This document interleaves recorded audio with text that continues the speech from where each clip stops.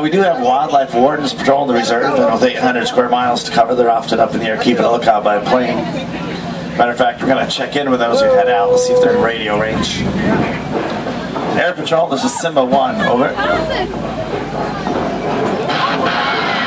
Simba 1, this is Warden Wilson Mutua, over. Hey, Jumbo Wilson, we're heading into the reserve at Little Etruria Forest, over. I'm Jumbo, Simba 1. Keep your eyes open and drive carefully. You should see lots of animals. Hey, copy that, Wilson. Will do, over.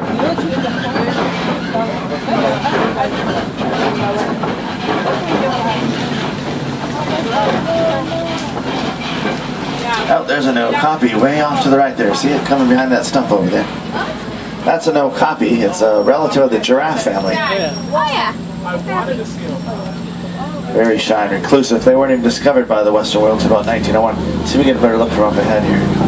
Those are supposed to be on the shore, but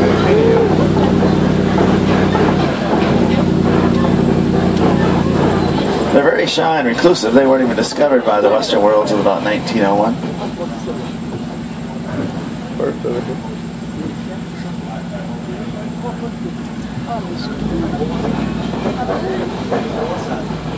And watering holes like this are important gathering places for animals, and it's usually the best chance to see some of the rarer species like the black rhino. And those are yellow-billed storks to the right side. They'll eat fish, snakes, frogs, lizards, even small birds. Pretty much whatever they can catch. See the other animal cage? And keep a lookout for black rhinos along these water holes. I think I see one up ahead. Hundreds of thousands of black rhinos have been killed for their horns. Today there's only about 4,000 black rhinos left here in Africa. They can weigh almost 3,000 pounds. They'll charge at speeds of 35 miles an hour. They might look indestructible with that thick hide, but like I said, they've been hit very hard by poaching. They're only known predators, man. Even in protected reserves like this, they're not completely safe from poachers.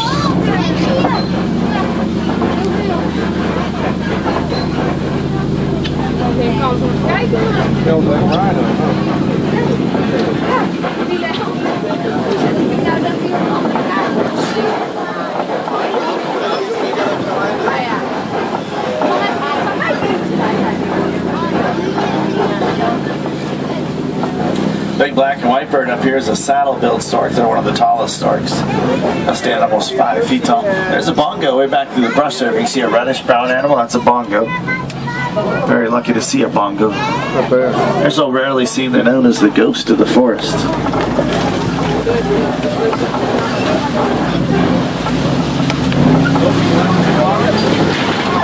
And we're going to head up towards the Safi River. It's a good place to look for one of Africa's largest animals, the hippo. Hippo calves weigh about 85 pounds at birth, but a male hippo, they'll tip to scales at around 5,000 pounds. Look really close as we come along the river. Just because you don't see them, it doesn't mean they're not there. Hippos spend most of their day underwater. That might be one back there, right along the riverbank. They can stay fully submerged for about 5 to 8 minutes at a time.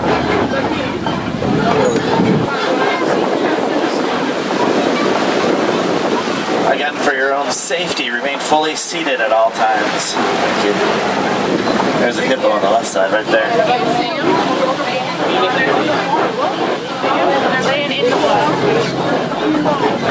Lots of pink-backed pelicans here on the island.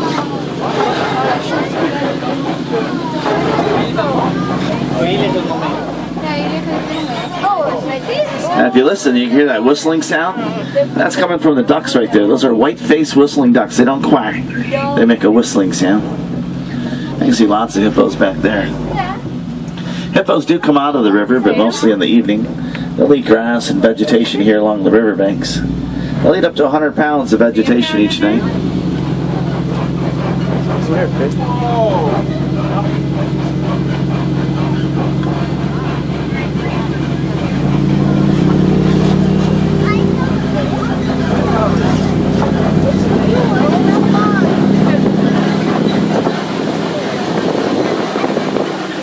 Hey, look down there in the river, there's some crocs.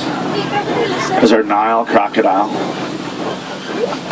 Larger and more aggressive than the American alligator. They get almost 20 feet long.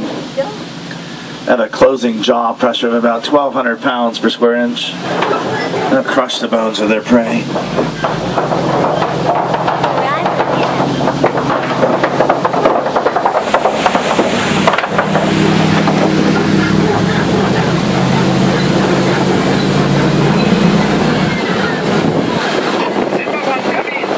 This is Simba 1. Go ahead, Wilson. Just wanted to let you know that my ground control has seen a lot of elephant activity near the red clay pit. You definitely want to check out that area. Hey, thanks for the tip, Wilson. We'll have that way in a bit. Over. It's really good to have an eye in the sky. Hey, we're leaving the forest, heading out to the open savanna. You'll see a completely different ecosystem. Different plants, animals, so we'll head towards open country.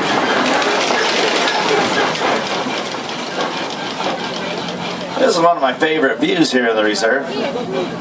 The savanna in front of us is part of the Serengeti grassland. That's an eland right there. That's like a young male, probably less than a year old, but look at those horns. Now that eland will get almost 2,000 pounds, be close to 6 foot at the shoulder when he's fully grown. Like I say, he's only about a year old. It'll take him a couple years to get full grown. Patterson eland. Wildebeest out into the grasslands there. White-bearded wildebeest. Part of the largest migration left on the planet.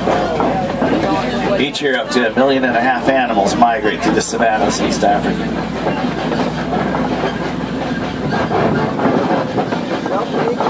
We're going to see a giraffe just up ahead, so be ready for that.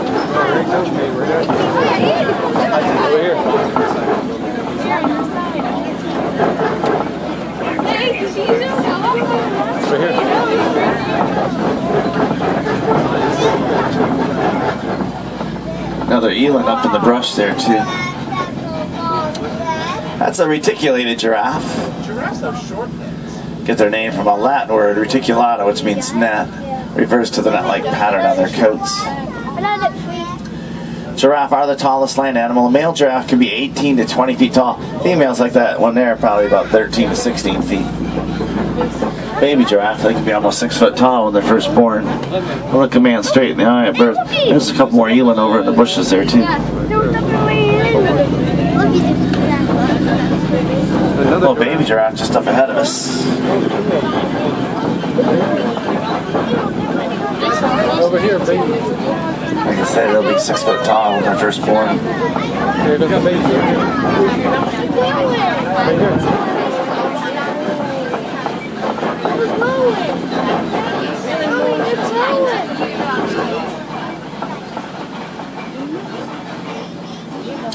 Right here.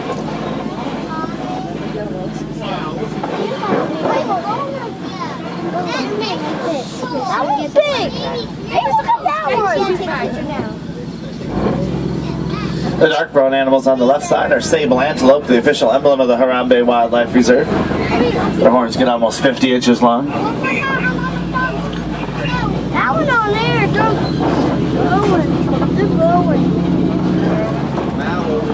The dark brown animals, the long horns, are Ankole cattle. Ankole cattle are also known as Watusi cattle. They're named after the Watusi tribe that first domesticated them thousands of years ago. Their horns get about 5 feet long. Another giraffe on your side, Arrow. The tall cones of earth are termite mounds. They'll get as hard as concrete. Elephants, they like to use them as a scratching post. They'll rub up against them and wear them down, and smaller animals like the Tommies, they'll climb up on top of them. Use them as a lookout post to spot lions hiding in the tall grasses.